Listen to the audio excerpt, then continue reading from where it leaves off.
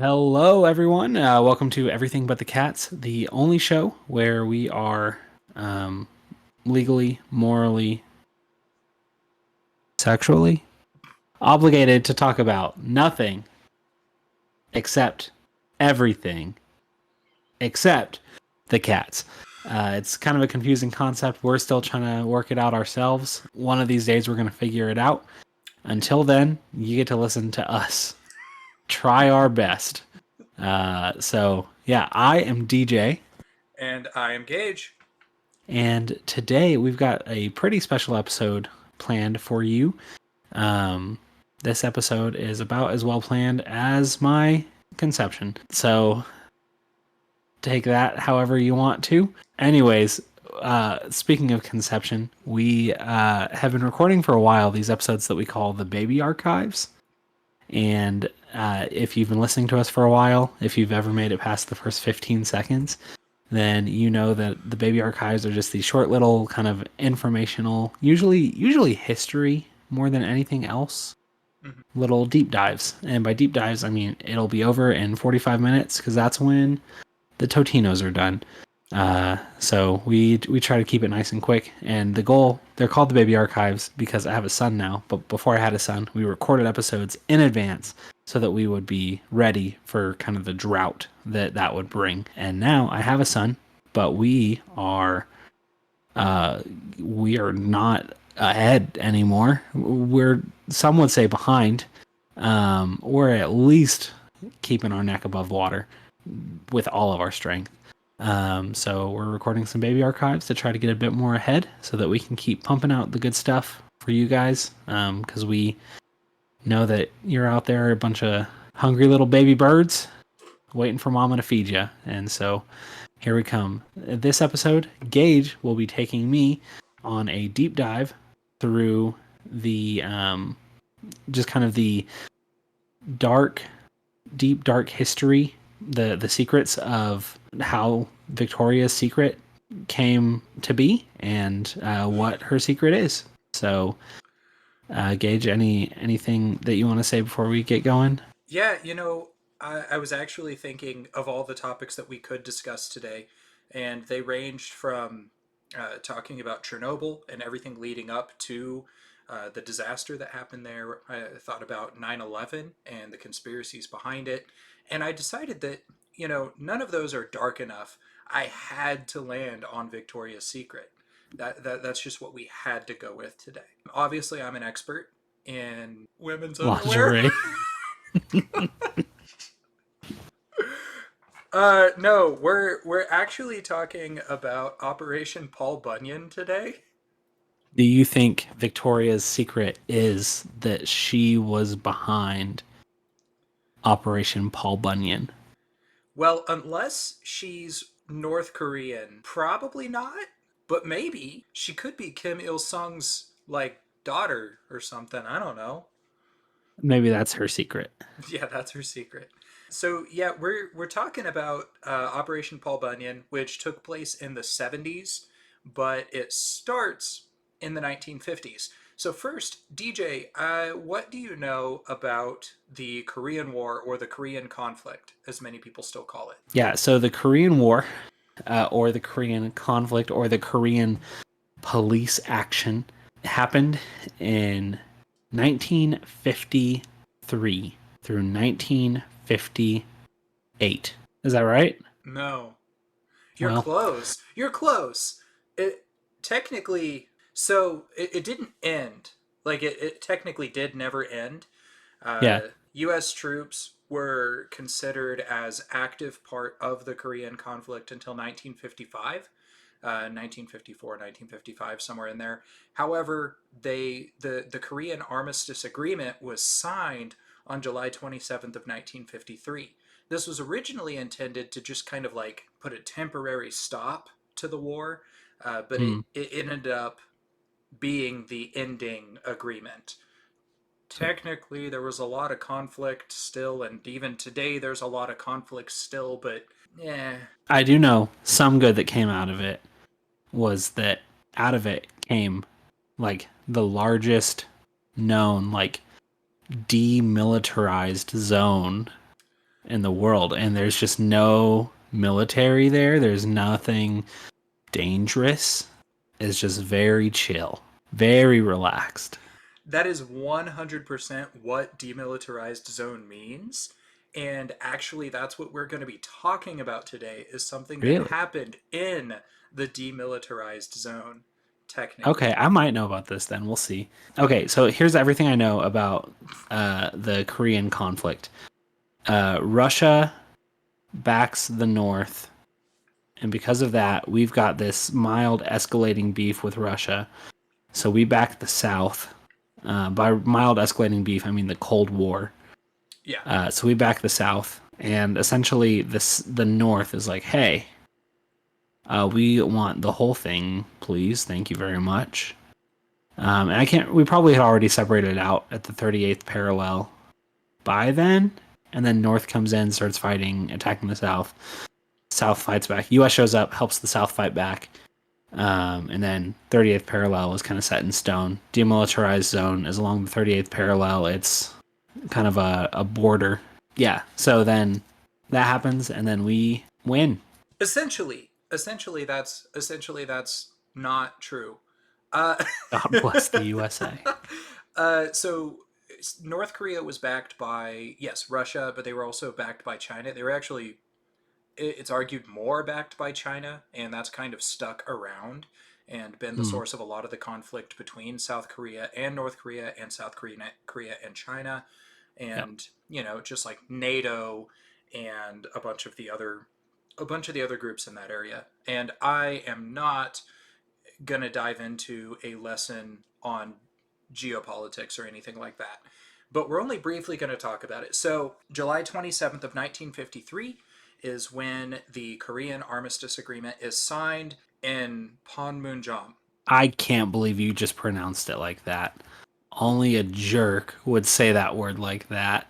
You sound so racist right now. Do you know how to pronounce it? No, and I don't try because I'm not racist, Gage. I think it's Panmunjom. I'm sure you're right. And as part of it, this is a ceasefire that they've signed. And like I said, it's originally intended to be a temporary ceasefire that ultimately turns into the end of the war in a greater sense.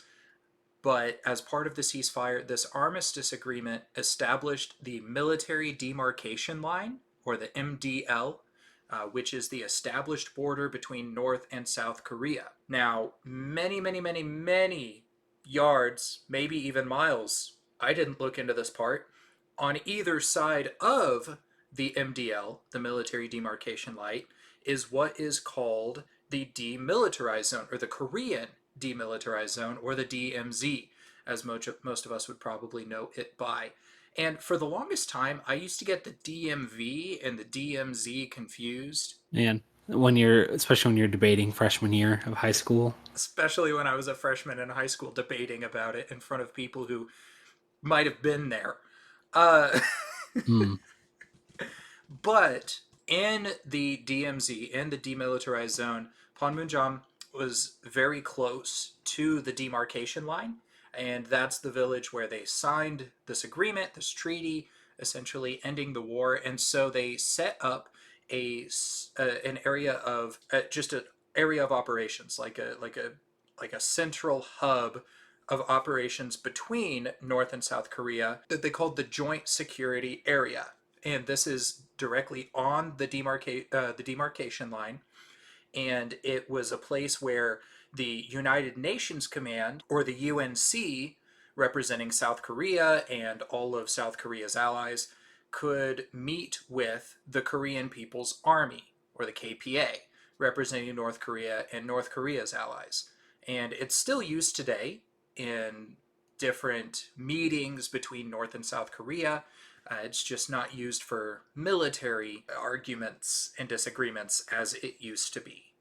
But it is still used in a very similar purpose today. So, used by the Koreas as a meeting place for diplomatic engagements and for a time, like I said, military negotiations, the JSA has also been called the Truce Village. Now, I don't know if that's actually what Panmunjom means.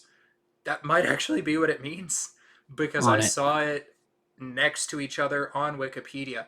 So, first and foremost, I want to say a great thank you to Wikipedia. I followed you so close to the T.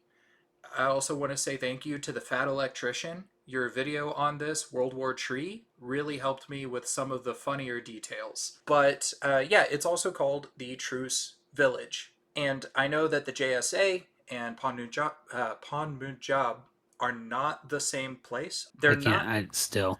They're not I'm technically the gonna throw same up in my mouth. place, but they get called the same place often enough. 3 different stories have been told concerning the origin of the name, because the original name was Naolmunri. Sorry, I shouldn't have said it out loud. I'm not confident enough. Anyways, it's a native Korean word for plank or board, while moon is Sino-Korean, so like Russian? No, that's Chinese. Chinese Korean for gate or door, and Ri is the administrative unit for village. So according to the first story, it was named because many of the homes there had plank gates. Second story claims that it came from a wooden plank bridge that stood near the village. And then the topography of the area around the village is wide open, and the native word for wide or broad is Naol Byun. Sorry, Korea. Therefore, the third story contends that it's a simplification of Broad Village in Korean. Well, That's the original name, which doesn't help us at all for Pon. it helps Oh so no, much. Pon is a Chinese, like Sino-Korean equivalent for Neil. Oh, okay. So this is the area used by the Koreas in the demilitarized zone. The also Yes. has been called the Truce Village. Now, this is the only place in the Korean demilitarized zone where both Korean forces are present in a non combative way, which, as you might expect, has led to a number of tense moments and potential skirmishes. I picture you're showing up to the gate or whatever, and you accidentally make a little bit of too long of eye contact with the guy across the fence, and he starts getting a little rowdy or whatever. And you're like, "Hey, I'm demilitarized. I'm demilitarized.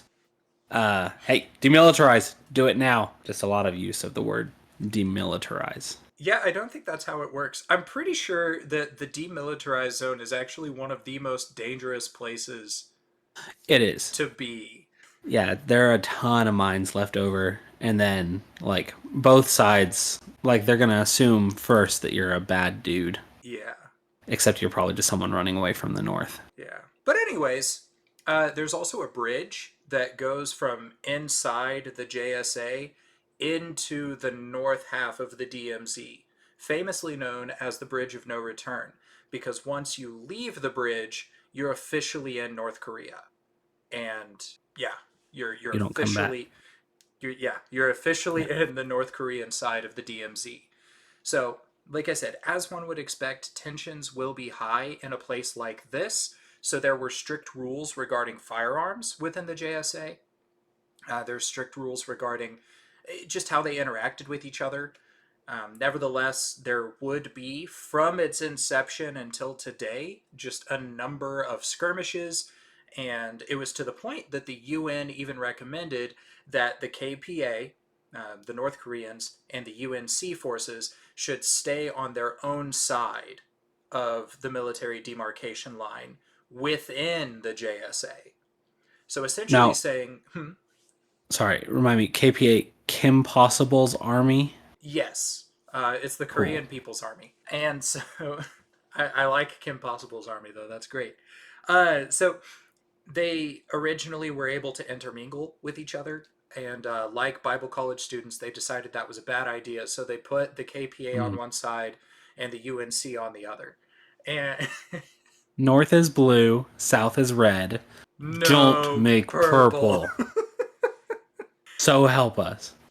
And so they decided to go ahead and keep them on their respective side of the demarcation line, even inside the joint security area. So that's kind of what's going on here, and this is just the setup for what's about to happen. Yes, and And you've dropped a couple hints, and I have heard this before, but it's been a while, okay, so I'm ready for it. okay, But so I want you to know that I know a little. okay, good. It's not the most common thing Mm-mm. And I'm surprised at how few videos I found on it when I was looking up information on it, because Mm-hmm. it's kind of funny in its own way. Like, it's sad in its own way, and we're about to get to that part. But then it just starts, like, it goes from 0 to 100 real fast. Yeah. No, I think when I found it, I'm guessing there was a point when I was looking up like stuff to do for baby archives. I was looking up. There's a Wikipedia like list of unusual articles. A lot of the commentary on the list is like it just feels like really smug millennials, like really smug internet millennials. Like I would name drop, but it would be rude too. Yeah. But like you can picture they've probably almost like picture George R. R. Martin, like his face, and like that person attached to a computer, like trying to be funny on the internet. Gotcha. Yeah. And so it's a lot of those. So I don't spend a lot of time there because it's kind of a bad neighborhood. But I'm pretty sure I found this article in that list because it's an unusual, like interesting Mm-hmm. thing. So It really is. And before we dive into what actually happened, like I said, the UN decided that it would be best for the KPA and UNC forces to stay on their appropriate sides of the MDL, of the military demarcation line, even in the JSA. The North Koreans, however, refused to comply, consistently refused to comply with this order. So now we're going to talk about a tree. DJ, do you have a favorite tree? I love just like a good like willow tree. Hmm. Like give me some good dangly boys and I am happy as a clam. Okay. So there is a tree in the JSA. The UNC, remember the United Nations group that is allied with South Korea, has The a University of North Carolina. Jackson Flex and Waxon. Uh, so the UNC has a checkpoint, and we're going to call it Checkpoint 3 because that's what they called it. And Great. right, Checkpoint 3 is right next to where the bridge of no return crosses the military demarcation line. That's not the most fun thing to say. The MDL. So, right Yes. where the bridge crosses the MDL, right on the other side is North Korea, right on this side is Checkpoint 3. Now, Checkpoint 3 has a 98-foot tall poplar tree right next to it, which is ginormous. That's like incredible to think about. But it has a 98-foot tall poplar tree right next to it that essentially blocks it from the view of any of the other UNC checkpoints. And so this is the part, like, this is the point where if North Korea decided they wanted to do some funny business, this is where it was going to happen. Yeah. And so you've got this bridge, you've got this checkpoint that's right by the bridge, literally just right there, and it's blocked from view from the other checkpoints. So these other checkpoints won't be able to tell if something's going down, and it's going to be harder for them to know to react because this tree is blocking it from view. And now this tree is on which side of the bridge? So this tree is on, it's in the JSA. So technically, it's in the part where it is North and South Korea, Yeah. UNC and KPA, but it is technically on the South Korean side of the MDL. Gotcha. But because it is in this, combined area, it should have been something that they made a decision together about cutting down. But we're going to get into not that side as much, but some of the other reasoning for that in literally just a few seconds. There were multiple attempts to trim the tree, to prune it, to make it smaller so that they could see the checkpoint from the other checkpoints.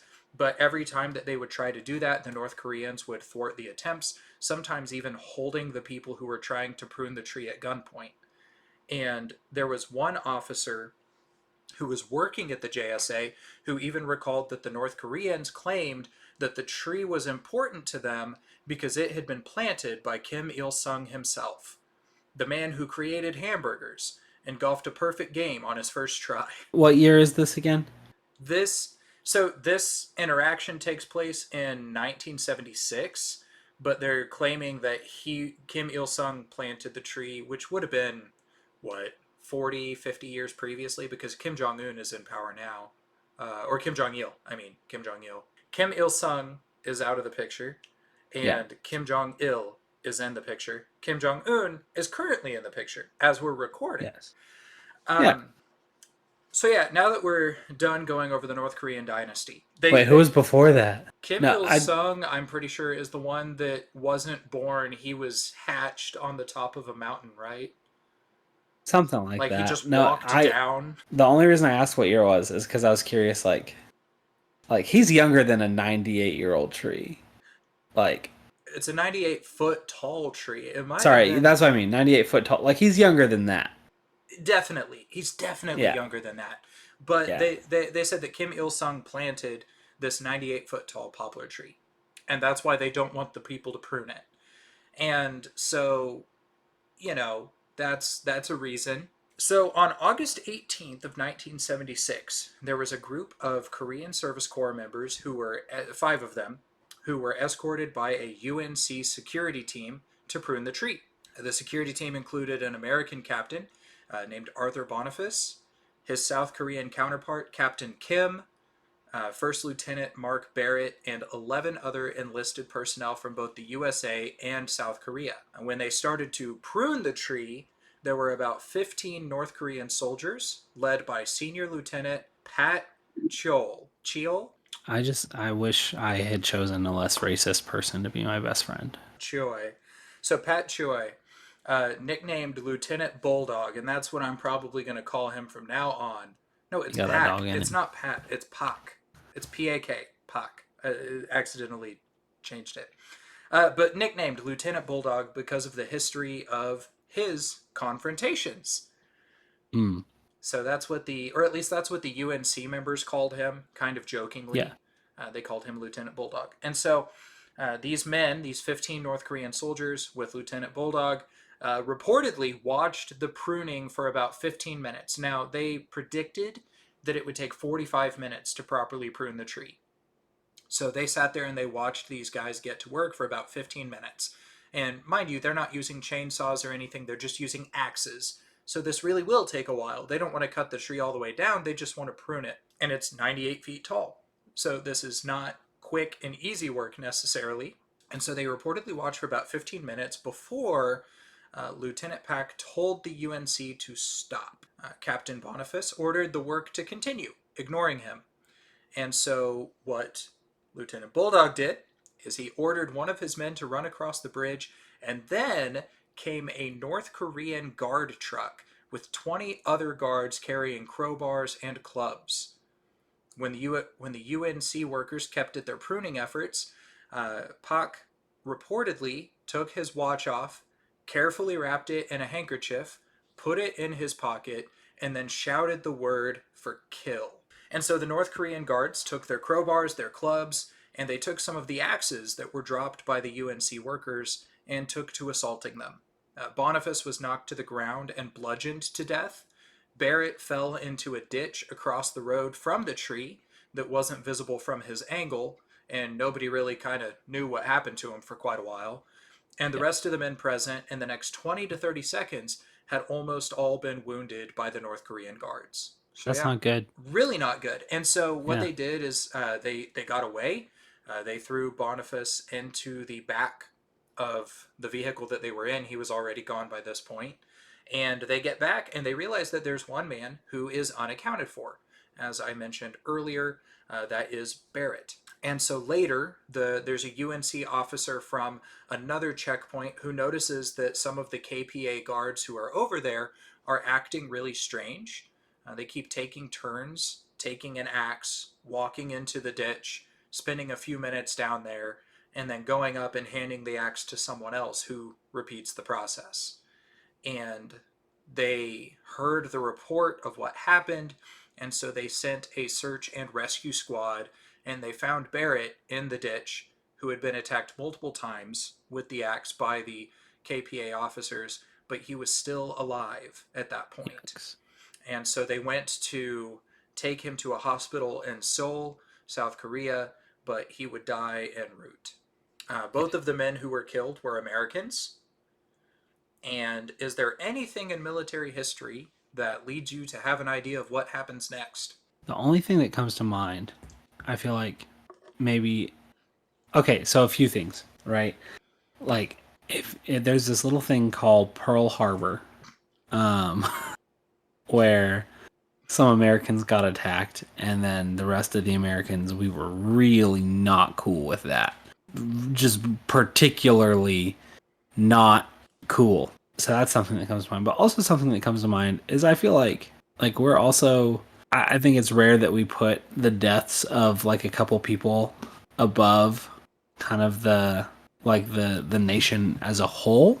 Mm-hmm. So that's how you end up with all these like scandals where like the soldiers wanted to do this, but they didn't get permission to do that, Mm-hmm. and then they ended up being killed. Or like even situations like that Otto Warmbier, who I don't know if you know his story, but like essentially was on a trip in North Korea, ended up being taken like as a prisoner, and then came back to the States a few years later, but like in a coma, and then died a few months afterwards. Yeah. So like we had that guy that's taken prisoner and then dies, and we've not done anything. And obviously, this is like that's back in the you said 70s, Yes, this is 76. so that's in the 70s, and this is like 2017 probably. So like different eras for sure. Yeah. But I think that those are the two things that come to mind. So either there's some piece of history that I missed out on where we went to war, actual war against them and Russia, etc., or we just kind of said, "Well, that's a shame." So, in your knowing the story, or bits and pieces of the story, Yeah, is this the point where your knowledge of the story stops, or do you know more? Like, do you know what happens next? I bet if you say something, it'll come back to me. Okay. But I read it quickly, like 6 months ago. Okay.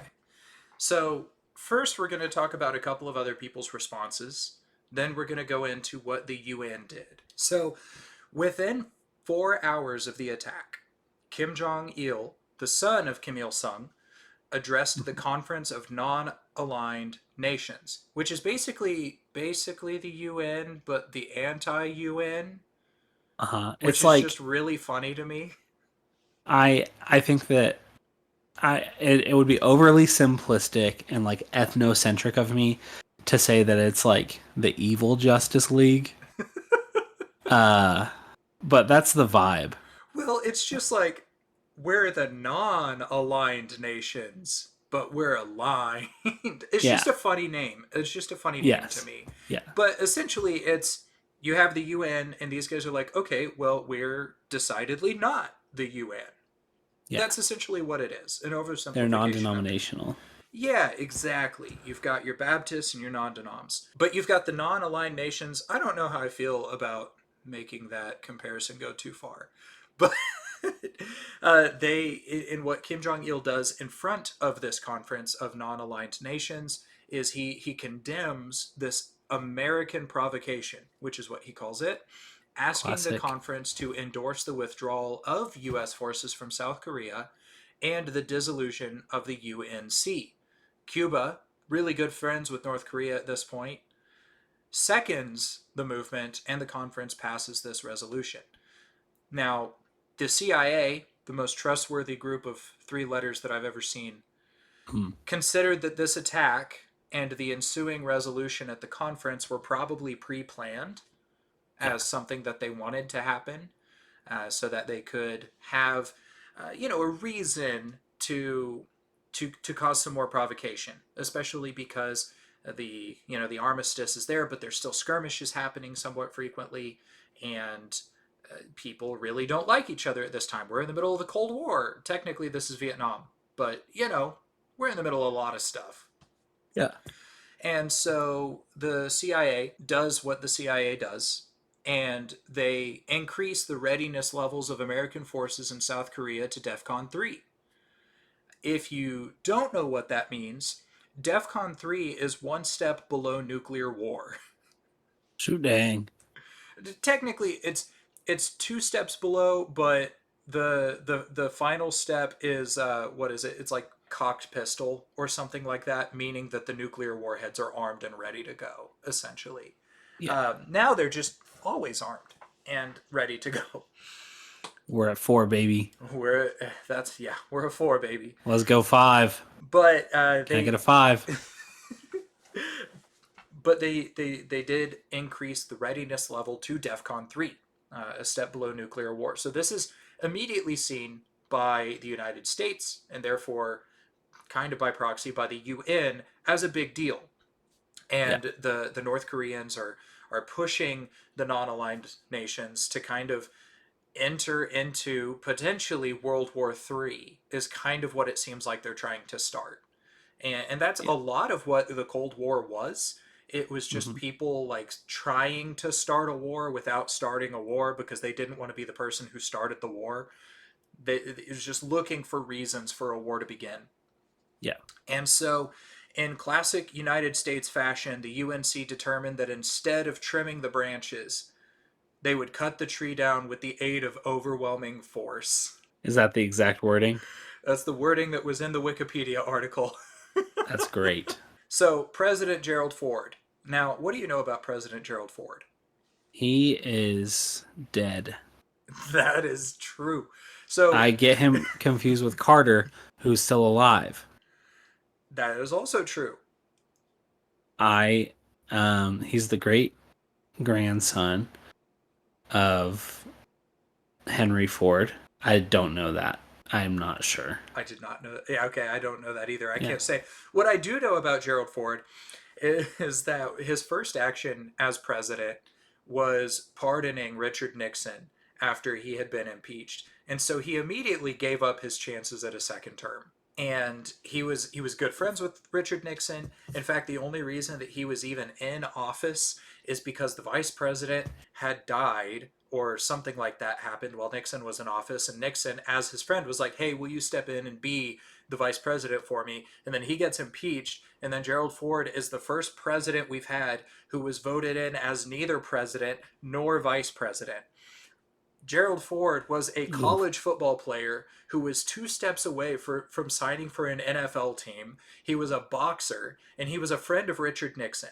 So, take all of these things together. He knows he's not getting a second term. He is going to do something to make a statement because he Sure. doesn't have any enemies to make at this point. Do it for Dickie Nixie. And so I hate that. He decides with the assistance of his advisors that he wants to make a show of strength that would chastise North Korea without causing further escalation. That's a good goal. Yeah, so you remember when Theodore Roosevelt decided that he wanted to put out the new warships and just kind of parade them around as a show of force? Yeah. Yeah, and they were like painted white, and they were pretty, they were big, they were just great. Like these masterpieces of engineering that were used for dealing death. And I don't want to talk about war as a mechanism right now, but show of force to Yes. ultimately stymie the chances of war, which is what a lot of things are. If you can keep war from happening by having your toughest fighter stand in front of a crowd, then do it until a shepherd beats his head in and cuts it off. Uh, The the Ford only gives the weakest crowds to his strongest fighters. Something like that. There's some poster there. so you've got this going on. You've got all of this context happening behind the scenes. Now, mind you, this is all within a day or two. So it's August 18th is when what is referred to as the axe murdering happens. Gotcha. On August 21st, 3 days later, at 7 in the morning, a convoy of 23 American and South Korean vehicles drives into the JSA without warning the North Koreans. There is only one active, like, KPA watchtower at this point. Only one active at the JSA. So Oof. less than 20 people, most likely. There were two 8-man teams among these 23 vehicles of military engineers equipped with chainsaws to cut the tree down. They were joined by two 30-man teams from the Joint Security Force armed with pistols and axe handles. each team securing either the northern or the southern entrance. At the same time, a team from B Company activated detonation systems for the charges on Freedom Bridge and had a 165mm gun from the M728 combat engineer vehicle aimed at the bridge should the explosives fail, so that regardless, the bridge will go down if combat erupts. More members of B Company were in the river building rafts in case there needed to be an evacuation. Ooh. Also, there was a 64-man task force of the ROK Army 1st Special Forces Brigade. I believe this is also called the Black Beret, which is South Korea's special forces. And they come in and they're armed with clubs and they're trained in Taekwondo. And so these guys are trained in Taekwondo with clubs, and they see that the JSF brings pistols to this club fight, and they're like, well, dang, like, what can we do? So they take the sandbags out of their vehicles and show that they were concealing M16s, M79 grenade launchers, and M18 Claymore mines that they then strapped to their own chests and yelled across the bridge, essentially daring the North Koreans to attempt to come at them. Oof. I Also, want I want the record to show I'm stuck on, and I quote, "Welcome to the Black Beret." oh, that's great. Thank you. Also, the US, realizing that they weren't supposed to have, and I'm again stealing this joke from somebody else. The Fat Electrician had a great Love it. video, it was much shorter than this one. But realizing that they weren't technically supposed to have a lot of firearms in the JSA, the US found a loophole by realizing they could have firearms over the JSA. So the U.S. provided air cover with 20 utility helicopters, 7 Cobra attack helicopters, multiple B-52 Stratofortresses, F-4 Phantoms, F-5 and F-86 fighters, and also there were other aircraft overhead reportedly being nuclear capable. Man, so this is really a tale as old as time, because I feel like even nowadays, right? Every once in a while, Russia is making slower progress in Ukraine than it thinks it should be, and it's like, hey, if you guys don't get off our backs, we're gonna push the nuke button. We're gonna do it this time. We mean it. And then we just keep not listening to them. Like, we just keep doing what we're doing because we know that they're like making empty threats. And it's so like, it's the American pastime, is like taking these non-aligned nations that are threatening, and let's not pretend America's like just straight up a good guy, Yeah, right? yeah. It's easy from my perspective to like have that implicit understanding, even when I don't mean to. Mm-hmm. But I love that these little boys are rattling their sabers, and we're like, "Hey, you gonna nut up or not?" I wasn't done, by the way. Oh, go on. Also, near the edge of the DMZ, there were more heavily armed US and South Korean infantry and artillery armed with improved Hawk missiles and armor, not to mention the 12,000 additional troops that were ordered to Korea from the United States, mostly in Okinawa. My word. Now I'm done. So sorry. I cut off so much there. So that was the response. 7 a.m., 3 days afterward, we're just like, hey, you wanna tussle? Let's tussle. And just drop the most terrifying amount of military force that we can within 3 days. It's like we brought a fire hydrant to a pissing match.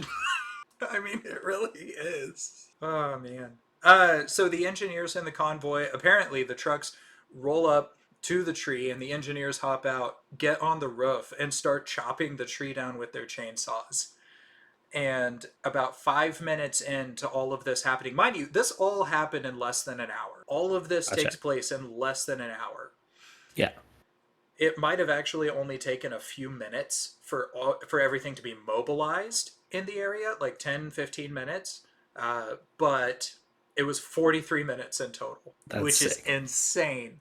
Yeah. So in the first 5 minutes, some of the UNC forces radioed to the North Koreans that they were simply there to, quote unquote, peacefully finish the work that had been started 3 days earlier. Oof. So they get in there and they start cutting the tree down, and the rest of the force kind of just hangs out, ready for war or to go home, whichever comes first.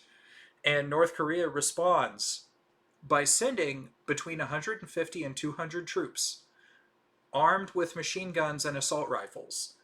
And they come in buses and they mostly just sit there and watch. It takes a while for them to even get out of the buses. And by the time they do and they start setting up their two-man gun positions, they couldn't do anything as the tree comes falling down. Yikes. And so the North Korean army lines, this is something that's really funny, and I'm going to have to censor it as I say it. But this is a legitimate quote. The North Korean army lines, which were tapped by the UNC forces, were going mad, and they transcribed that the show of force had, quote unquote, blown their freaking minds. That's so good. And I think in a move that's just a little bit petty, in a move that's just a little bit to add on to what's already going on, the tree stump, which is still about 20 feet tall, was deliberately left standing. Oof. Keep that, Kim.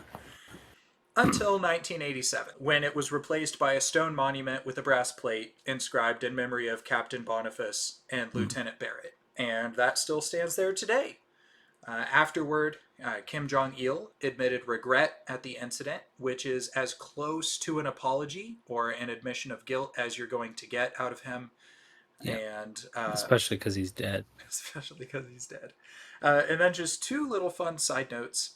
General William J. Livesey, a U.S. Army commanding general who worked with NATO, publicly carried a swagger stick that was made from wood from the tree. Man, when you accidentally bring your swagger stick to the pissing match.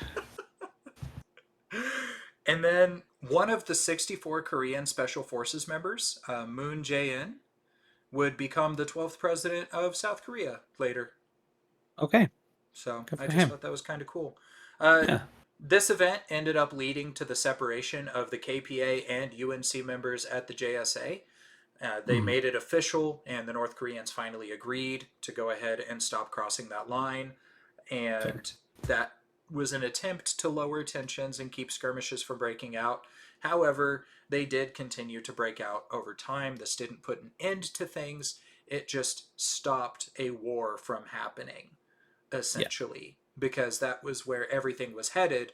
And this great show of force ultimately led to the end of that without any extra bloodshed. And now, love it. Checkpoint 3 isn't even in use. Well, because the bridge is uncrossable. Because of the explosives. No, they didn't actually end up detonating it. What they did is they just made like these big concrete things so you can't drive over it anymore. So gotcha. Yeah, that's so you have to walk it. Yeah, but no one's allowed to walk it. Yeah, you have to walk it, but by the time you get close to walking it, there's a drone that's already got you dead to rights, essentially. Oof. Yeah.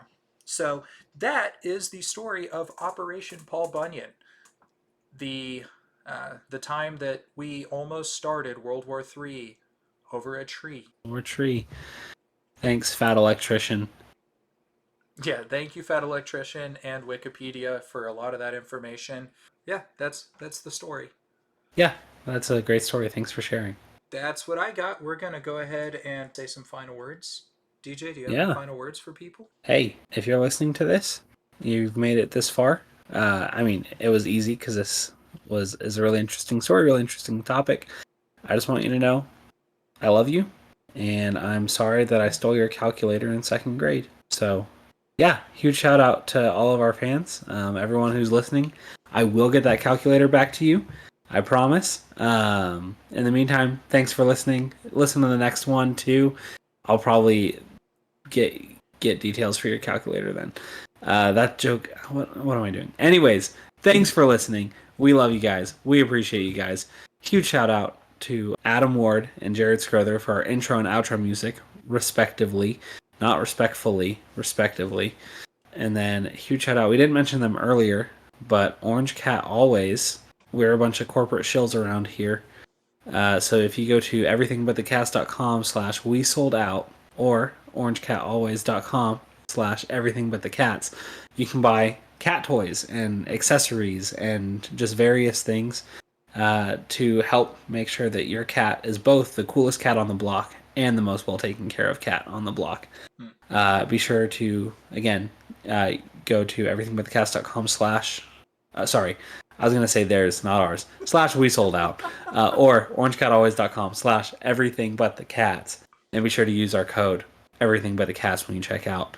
And you will both get your cat well taken care of and get us some sweet, sweet cash money. You also get 10% off your whole order if you use the link in the code. So 10% off, getting those discounts. They also have good sales, always running. I have a shirt now. I'll wear it for the next episode. Love it. But yeah, yeah, go check them out if that's something you're interested in. You don't even have to have a cat. Get yourself a scratch post. I have one right here. How much has Lola used that versus you use that? So Lola actually is declawed, so she pads at it a little bit. I feel like when I put some of the catnip in it, she's going to go mad for it. How often do you use it? I use it a couple times a week whenever we're recording, and then I just leave it by my computer so that I can pull it up for quick access. I use it more often than a cat. Anyways, anyone else you want to thank before we blow the lid on this thing, off this thing? The Uh, lid? I want to thank all of you guys first and foremost because it has been just over a week since our episode, uh, The Horrors of Leaf's Harbor Part 1 came out, and we're almost at 80 views as we're recording right now, which is the Dang. most we've ever gotten in a week. So Yeah. that's just really cool for me because that's also the most we've gotten on any of our videos at all. So, Yeah. it's just really That's exciting awesome. to see that kind of growth and to see that that's something you guys are interested in. If you have suggestions for topics you'd like us to cover, or if you have ideas for games we can play and things that we can do that you would just like to see or would even like to be a part of, please leave it in the comments below or reach out to us at nocatspod@gmail.com. We would love to interact with you. We would love to be your friend, especially if we're not already. If you are our friend, you're already our friend. But anyways, no, Yeah. we would love to have you join us for something if it suits your fancy. And yeah, thank you. Remember, if you haven't subscribed, which 80 some percent of you who watch our videos haven't, go ahead and subscribe. Leave a like, leave comments below. It all just helps with the algorithm. But most importantly, stay lovely. If you're listening on Go thank Spotify, yourselves. you can leave comments under the audio now. So do that, please. Thanks.